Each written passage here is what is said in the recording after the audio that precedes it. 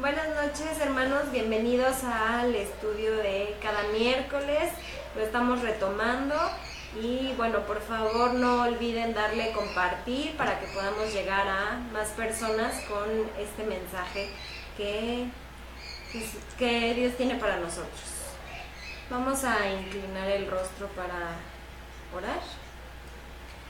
Padre nuestro que estás en los cielos, santificado sea tu nombre. Te pedimos, Señor, que nos ilumines tanto a las personas que nos van a transmitir el mensaje como a los que vamos a recibirlo, para que podamos sacar el mejor provecho de lo que tú quieres hacer llegar a nuestros corazones. Te lo pedimos en el nombre de tu Hijo Jesucristo. Amén. Amén. Amén.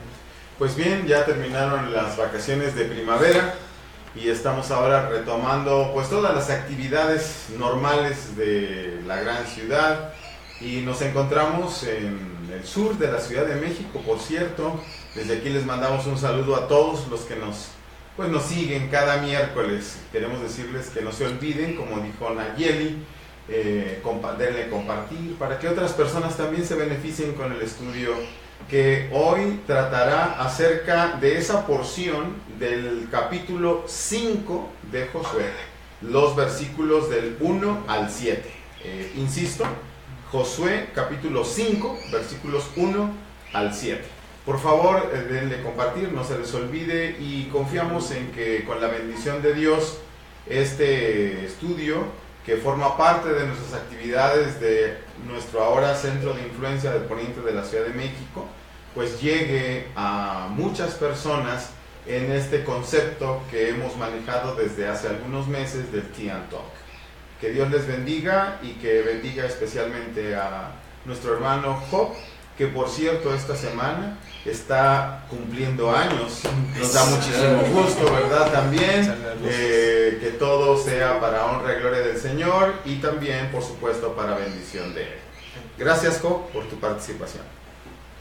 Bien, abran su Biblia en Josué capítulo 5, el versículo 1. Josué capítulo 5, versículo 1 dice: Cuando todos los reyes de los amorreos que estaban al otro lado del Jordán, al occidente, y todos los reyes de los cananeos que estaban cerca del mar, oyeron cómo Jehová había secado las aguas del Jordán delante de los hijos de Israel hasta que hubieran pasado, desfalleció su corazón y no hubo más aliento en ellos delante de los hijos de Israel. Bien, en esta porción vemos a dos clases de personas. Bueno, todos son reyes, pero la ubicación es muy importante. En primer lugar dice todos los reyes de los amorreos que estaban al otro lado del Jordán, es decir, los reyes que estaban cerca del Jordán. Si recordamos la zona geográfica, el Jordán estaba separado del Mediterráneo. Hay una tierra entre ellos dos, y precisamente es la otra porción de reyes que tienen miedo, como dice el versículo, porque dice todos los reyes de los cananeos que estaban cerca del mar. Es decir, que desde donde estaba el Jordán hasta el mar Mediterráneo, todos esos reyes tenían, ¿qué dice? Miedo, desfalleció su corazón y no hubo más aliento en ellos. Entonces, ¿pero qué es lo que ellos habían escuchado? Porque dice, oyeron cómo Jehová había secado las aguas del Jordán. Pero no solo eso habían escuchado. Ya Rahab en el capítulo 2 había mencionado una porción. Entonces quiero que nos acompañen a Josué capítulo 2 de los versículos 8 al 11. Claro. Antes que ellos se durmiesen, ella subió al terrado y les dijo: Sé que Jehová os ha dado esta tierra, porque el temor de vosotros ha caído sobre nosotros, y todos los moradores del país ya han desmayado por causa de vosotros. Porque hemos oído que Jehová hizo secar las aguas del mar Rojo delante de vosotros cuando salisteis de Egipto, y lo que habéis hecho a los dos reyes de los amorreos que estaban al otro lado del Jordán, a Sehón y a Og, a los cuales habéis destruido. Oyendo esto, ha desmayado nuestro corazón, ni ha quedado más aliento en hombre alguno por causa de vosotros, porque Jehová vuestro Dios es Dios arriba en los cielos y abajo en la tierra. Gracias. Entonces vemos otra vez el mismo patrón. Temor, se secaron las aguas. En este versículo, en el 10, especifica que tanto del Mar Rojo como del Jordán. Más bien, el Mar Rojo y los reyes que estaban del otro lado del Jordán, perdón. Los otros reyes, Sehón y Og del rey de Basán, que también eran amorreos.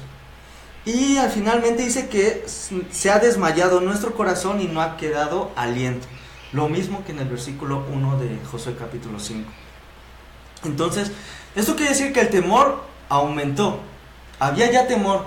Escucharon cómo habían secado las aguas del Mar Rojo, que no había aliento en ellos. Ahora este temor se vuelve más grande cuando se enteran de que ahora ya cruzaron el Jordán. Porque antes había una barrera natural que era el río, pero ahora ya cruzaron. El temor aumenta. Pero, ¿de qué tenían miedo? ¿De qué tenían miedo? Dios, sabían lo que Dios había hecho con Israel. Conocían su poder, pero ellos no se arrepintieron. Ellos no se arrepintieron. Y cuando vemos esto, es que información no les faltaba. Las evidencias ahí estaban, pero su corazón estaba pegado a sus pecados y a sus costumbres. Y lo mismo pasa con nosotros. Cuando venimos a la palabra de Dios, a escudriñar lo que hacemos todos los miércoles, versículo a versículo, debemos reconocer nuestros pecados. No tenemos que aferrarnos a ellos, sino soltarlos. Pero hay un temor en el cual sí tenemos que vivir. Y eso lo menciona el Salmo capítulo 19, versículo 9. Nayeli, ¿nos ayudas, por favor? Sí. El temor de Jehová es limpio, que permanece para siempre. Los juicios de Jehová son verdad, todos justos. Dice el versículo, el temor de Jehová es ¿qué? Limpio. Limpio, que permanece para siempre. El temor a Jehová no es miedo, es darse cuenta de quién es Dios. Es ver al pecado y cambiar nuestra forma de pensar y decir estamos mal. Pero también es otro punto de vista de saber quién es Dios. Porque Dios nos ama, nos perdona. Entonces es un cambio de visión de cómo vemos el pecado, pero también cómo Dios es. Y ese temor nos ayuda a que hagamos de Dios nuestro único guía, nuestro centro. Este temor está basado en la confianza, en la fe, en el amor. No es un temor sucio de ser atrapado en lo que estoy haciendo. Es un temor que tiene como fundamento el amor que Dios tiene por cada uno de nosotros. Y estos hombres tenían miedo de perder sus posesiones, de perder su poder, su estatus, todo lo que tenían. El cristiano teme a Dios porque sabe que todo le pertenece. Esa es la diferencia, lo quiero volver a repetir. Los hombres temen o tenían temor, estos reyes, porque iban a perder sus cosas. Ahora nosotros tememos a Dios, confiamos en Él, porque a Dios le pertenecen todas las cosas. Son estos dos tipos de temores. No sé si hay alguien quiere comentar acerca de esto, el temor de los hombres y el temor de Dios. Yo creo que en buena medida lo desconocido desde el punto de vista general provoca miedo, ¿verdad? Pavor, pánico incluso. Sin embargo, el conocimiento nos ayuda mucho para tener otra forma de ver las cosas. Okay. Y eso es lo que nos debe ayudar a nosotros en este tiempo, que ya conocemos acerca de Dios, que ya podemos experimentar inclusive en nuestra propia vida muchas de sus bendiciones. Y yo creo que ese temor al cual se refieren para nosotros vendría a ser pues un respeto, ¿verdad? Por supuesto, pero no el miedo y como consecuencia el rechazo, claro, sino que el respeto, pero el acercamiento para conocerlo mejor todavía. Excelente. Me hizo recordar Proverbios 1:7, el principio de la sabiduría es el temor de Jehová.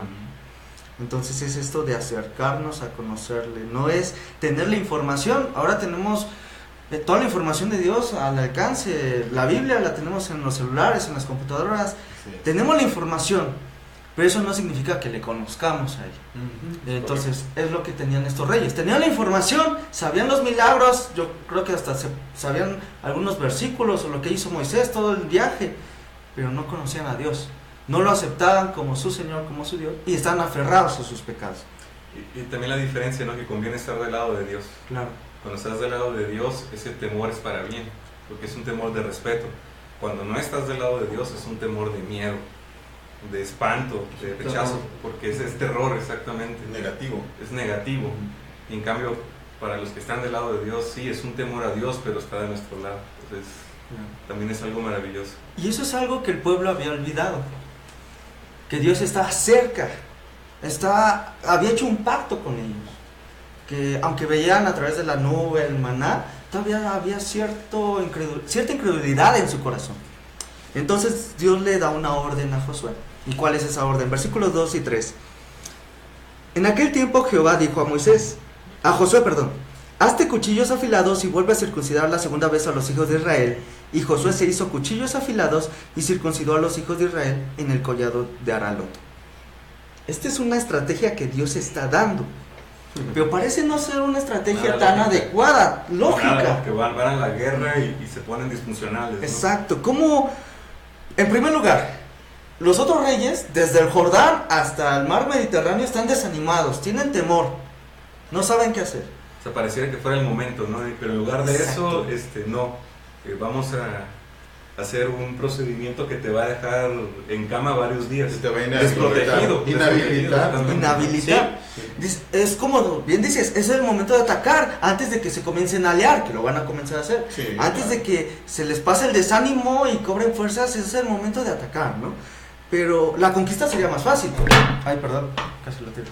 La conquista sería más fácil, más rápida. Pero en los planes de Dios, antes de tomar posesión de la tierra, Dios quiere tomar posesión de sus corazones. Y eso es lo que quiero enfatizar de estos versículos del 2 al 7. Antes de tomar la tierra, Dios quiere tomar nuestro corazón. Yo creo que estás subrayando un punto bien importante y a mí me gustaría enfatizarlo, no modificarlo, sino más bien enfatizarlo, en el hecho de que cuando nosotros decimos, incluso en la oración modelo que es el Padre Nuestro, hágase tu voluntad, ¿no? Es decir, yo estoy renunciando a mí, me estoy autorrenunciando, no sé de qué manera decir, pero estoy renunciando a lo que yo soy, y entonces en ese momento yo quito mi fuerza, sea poca o muy poca, quito mi conocimiento, quito mi experiencia, elimino todo aquello que es mío y que probablemente lo tenga como riqueza, y entonces le digo a Dios, tú obra, ¿sí? Pues precisamente ahora, en este caso, Dios no está esperando que su pueblo lo tenga la iniciativa, sino que Él les está dando la iniciativa como para decirles, ¿sabes qué? Cuando tú eres débil, entonces conmigo vas a ser fuerte. Cuando tú te niegues a ti mismo, como en algún momento lo podemos ver, entonces te niegas a ti mismo, pero me adoptas a mí, luego entonces tú vas a triunfar. Es incongruente lo que decías hace un rato, Rubén, ¿no? Es como que, oye, no puede ser. Incluso antes estaba la protección del río Jordán.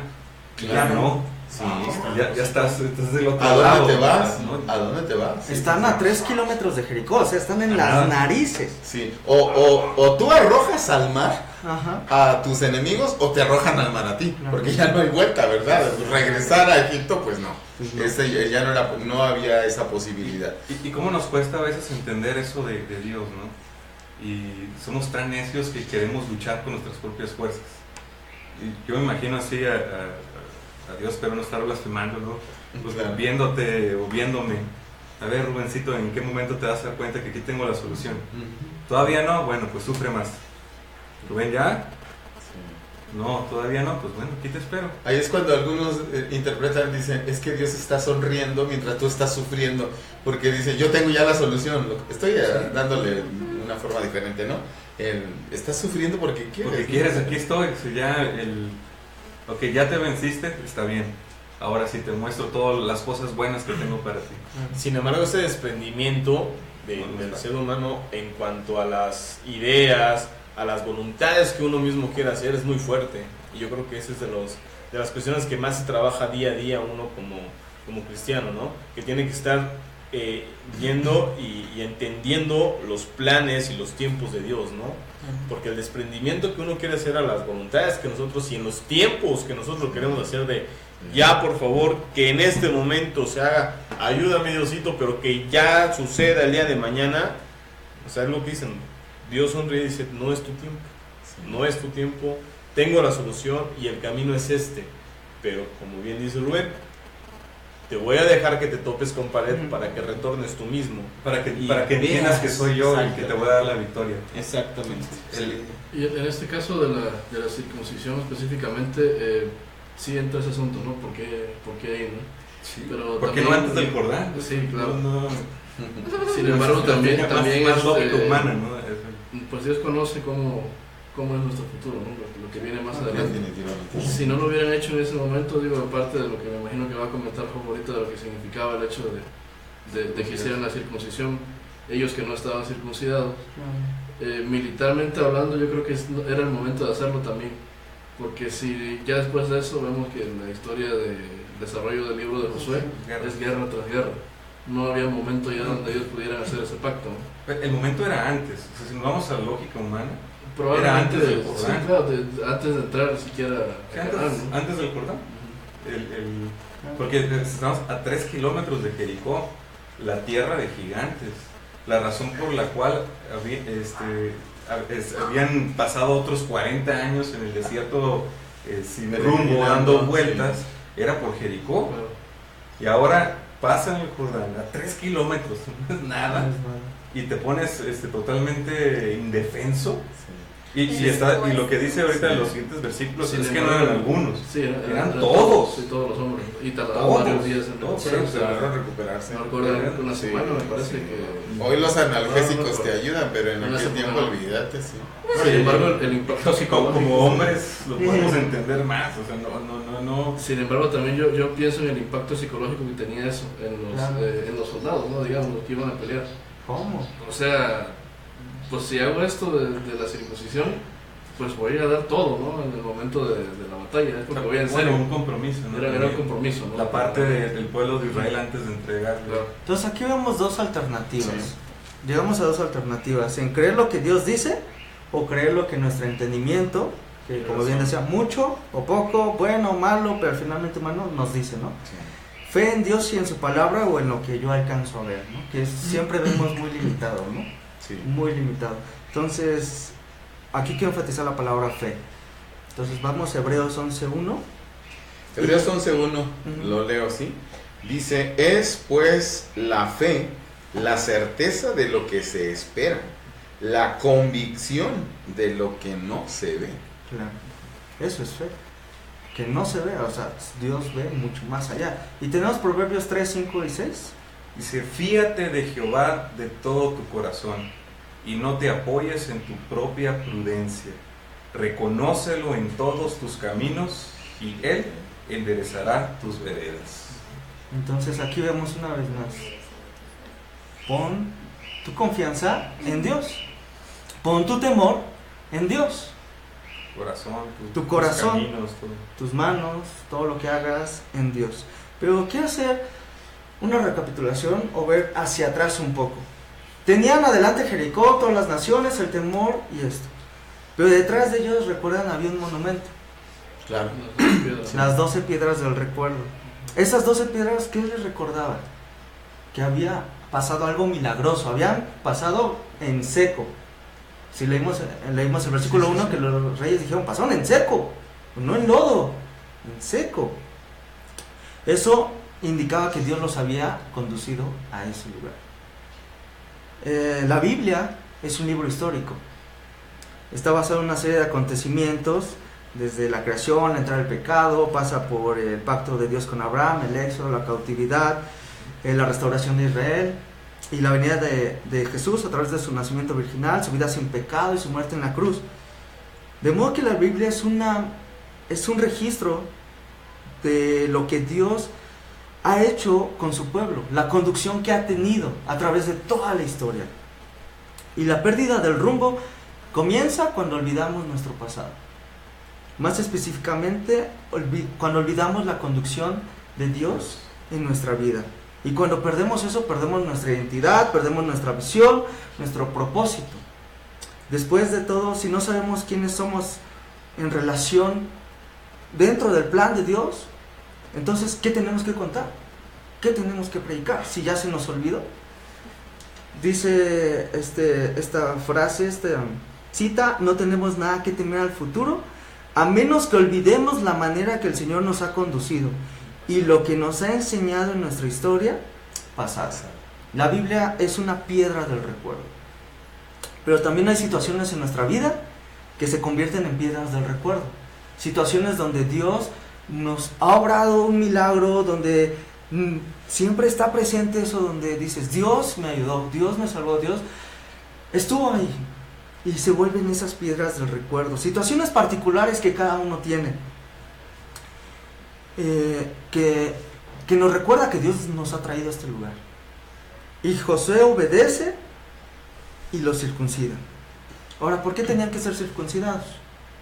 Razones de la circuncisión. Recuerdo del pacto. Versículos 4 al 7. Esta es la causa por la cual Josué los circuncidó. Todo el pueblo que había salido de Egipto, los varones, todos los hombres de guerra, habían muerto en el desierto por el camino después que salieron de Egipto. Pues todos los del pueblo que habían salido estaban circuncidados, mas todo el pueblo que había nacido en el desierto por el camino después que habían salido de Egipto no estaba circuncidado, porque los hijos de Israel anduvieron por el desierto 40 años, hasta que todos los hombres de guerra que habían salido de Egipto fueron consumidos, por cuanto no obedecieron a la voz de Jehová, por lo cual Jehová les juró que no les dejaría ver la tierra, de la cual Jehová había jurado a sus padres, que nos la daría, tierra que fluye leche y miel. A los hijos de ellos que él había hecho suceder en su lugar, Josué los circuncidó, pues eran incircuncisos porque no habían sido circuncidados por el camino. Es decir, toda la generación que salió de Egipto había muerto, es lo que dice estos versículos, murieron, pero nació una generación que no fue circuncidado. Y me hizo preguntar, ¿por qué no circuncidaron a sus hijos en el desierto? La Biblia no lo dice exactamente, pero lo que sí nos dice estos pasajes es porque que no entraron por su incredulidad. Y ya lo habíamos visto en episodios anteriores, en capítulos anteriores. Su falta de fe les impidió entrar a la tierra prometida. Pero también dice que es una señal del pacto, dice, es para recordar mi pacto. ¿Qué pacto? El que Dios había hecho con Abraham. Abraham no hizo pacto con Dios, Dios hizo el pacto con Abraham y le dijo que circuncidaran a sus hijos. Y entonces la pregunta sería, si es responsabilidad de los padres, ¿qué culpa tienen estos hombres? ¿Por qué? Porque no fueron circuncidados cuando eran niños. Claro.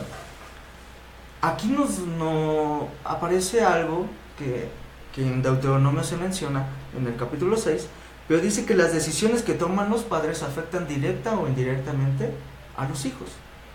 Si andas en los caminos de Dios, eso va a afectar a tus hijos. Si no andas en los caminos de Dios, eso también va a afectar a tus hijos. ¿Y no les pareció a esta generación importante? ¿No les pareció muy importante comunicar lo que Dios había hecho? Una vez más, una piedra del recuerdo. ¿No les pareció importante y dijeron, pues no hay problema, sigamos, ¿no? Entonces eso puede traducirse en nuestra vida como, si finges caminar bien delante de Dios, eso también nos va a afectar. Si vives correctamente, va a afectar. Si no vives correctamente, eso va a afectar. Pero ahora uno puede decir, bueno, es que yo soy así porque mi padre, mi madre era así, mi abuela era así. Lo que Dios está diciendo es que ahora tú tienes la decisión. Eso es bien importante, perdón Job que te medio interrumpa, el hecho de que la responsabilidad de los padres es transmitir, comunicar, enseñar, educar, todo eso, ¿no? Pero el hijo no es responsable si el padre no educa, no comunica. Esa no es la culpabilidad, porque entonces nosotros estaríamos haciendo transmisión de errores o lo que se llama el pecado, pero no, los hijos no son responsables de los pecados de los padres. Cada quien es responsable de sus propios actos, para que quede bien enfatizado, ¿no? Hay una anécdota que la usa muy recurrente mi hermano, siempre me la cuenta cuando hay alguna situación. Dice que había dos gemelos 2 gemelos que su padre era alcohólico. Y uno de ellos no tomaba y el otro sí tomaba. Y cuando entrevistaron por separado a cada uno de ellos, le preguntaron al que tomaba, ¿por qué tú eres alcohólico? Y él respondió, es que mi padre me dio un ejemplo y por eso soy alcohólico. Y entonces fueron con el otro, que son gemelos, y le preguntaron al otro muchacho, ahora, tú no tomas. Claro. Es que mi padre me dio un ejemplo para no hacer lo mismo. Entonces Dios siempre nos da la oportunidad a nosotros de tomar la decisión. Así es. Lo podrían hacer, oye, estamos en guerra, estamos delante de Jericó, pero hay piedras del recuerdo. Y es mi decisión decir si Dios va a seguir conduciendo mi vida o yo voy a ser que va a tomar las decisiones, ¿no? Por eso decías que la Biblia es la piedra del recuerdo. La Biblia es la piedra del recuerdo. La obediencia, quiero enfatizar porque Josué dice, afiló los cuchillos y circuncidó a todos. La obediencia es la evidencia de la fe. Lo vuelvo a repetir, la obediencia es la evidencia de la fe. No es un requisito de salvación, pero sin duda es también un canal de bendición. Entonces, ¿con qué empiezo? Uno puede preguntar, bueno, pues es que mi papá fumaba o X. Puedes echarle o decir muchas situaciones que te puedan afectar. Y entonces al escuchar esto puedes decir, ¿con qué empiezo? Pues con lo que sepas de la palabra de Dios. ¿Cuánto sabes? Pues comienza por ahí. Pues no sé, solo he escuchado que no debo mentir. Pues comienza con eso, no mientas. Sé que no hay que robar, bueno, pues no robes. Sé que tengo que meditar en la Biblia. Bueno, pues comienza a leer tu Biblia. Comienza con lo que sabes. Estos hombres empezaron con lo que sabían, porque sus padres no se lo transmitieron. Pero a través de estas piedras del recuerdo, Dios les hizo recordar su pacto. Y me llama la atención, ¿por qué no fue una perforación en la oreja? ¿Por qué no fue un tatuaje? ¿Por qué no fue una prenda? Algo visible. Algo visible. Y es eso, que Dios quiere algo íntimo con nosotros, algo personal, algo privado. De hecho, en el Sermón del Monte utiliza, ¿no? Si vas a ofrendar, que tu mano derecha no se para la izquierda y viceversa, no recuerdo bien el versículo. Otro, si vas a orar, hazlo. Exacto, en tu recámara. Entonces, pero esto, como dije, la obediencia, que es la obediencia de la fe, esto también era un símbolo de lo que Dios quería hacer en su corazón. Dice Deuteronomio 10:16, circuncidad pues el prepucio de vuestro corazón y no endurezcáis vuestra cerviz o vuestro pensamiento. Deuteronomio 36 dice, y circuncidará Jehová tu Dios tu corazón y el corazón de tu descendencia. Vean que Dios no tenía como objeto algo meramente externo, sino interno. Jeremías 4:4 dice, circuncidaos a Jehová y quitad el prepucio de vuestro corazón, varones de Judá y moradores de Jerusalén.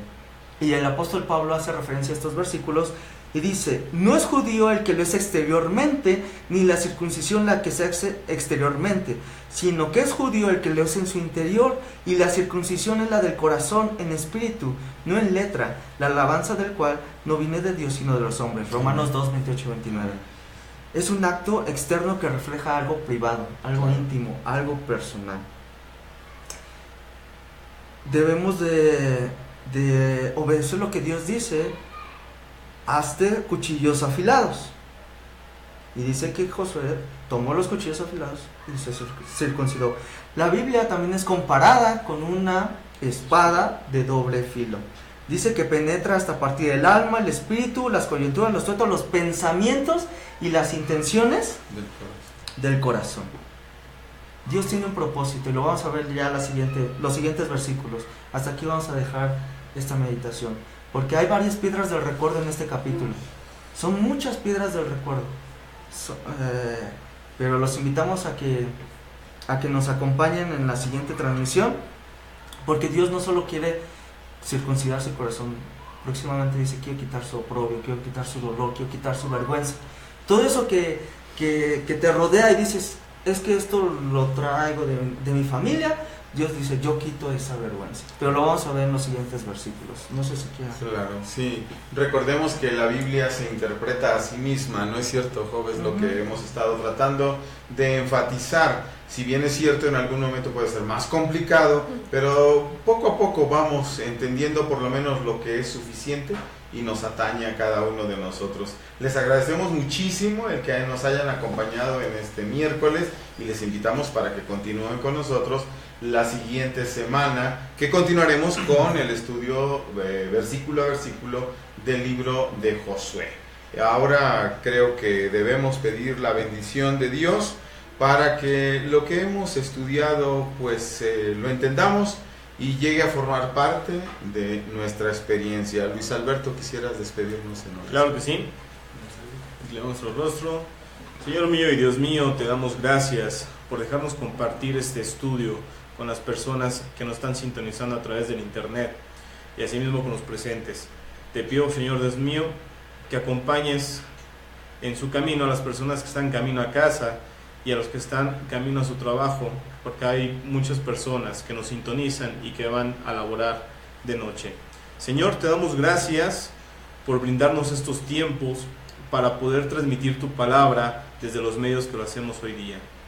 Gracias, Señor, síguenos bendiciendo y síguenos acompañando en cada una de estas transmisiones para poder ser fieles servidores de tu palabra y así estar propagando la misma. Te lo pedimos en la preciosa sangre de tu Hijo Jesucristo. Amén. Amén. Muchas gracias. Rubén, ¿quisieras decir alguna palabra para despedirnos? Ok, bueno, nada más te mandan felicitaciones, Pop, gracias. muchas felicidades por tu cumpleaños. Te manda saludos Olga Alcántara, dice saludos a los sobrinos. Gracias, gracias. Y también a toda la familia Polanco. Un amigo Miguel hasta Monterrey, un abrazo también. Eric Tello, te hemos extrañado, sé que todavía no te vas, así que te esperamos que nos visites antes de que te regreses. Más bien que vayas a vivir a otro estado que ya nos dijeron por ahí. En sí, pues a todas las personas que nos están viendo en este instante y también a las que posteriormente van a reproducir el video, pues que Dios sea con todos ustedes. Bendiciones, un abrazo. Nos vemos el sábado. Ese sábado nos vamos a reunir en Yacatas 398, en las oficinas de la Asociación Azteca, con el tema, pastor, si nos quiere decir cuál es el tema. Los retos de la familia cristiana. Los retos de la familia cristiana, por el pastor César Maya. Así que les esperamos, un abrazo, bendiciones y muchas gracias, familia Echeverría, por recibirnos en su casa. Es su casa. Su casa, Y cuando gusten. estamos muy contentos también por su decisión. Felicidades. Gracias. Hasta luego. Hasta luego. Gracias.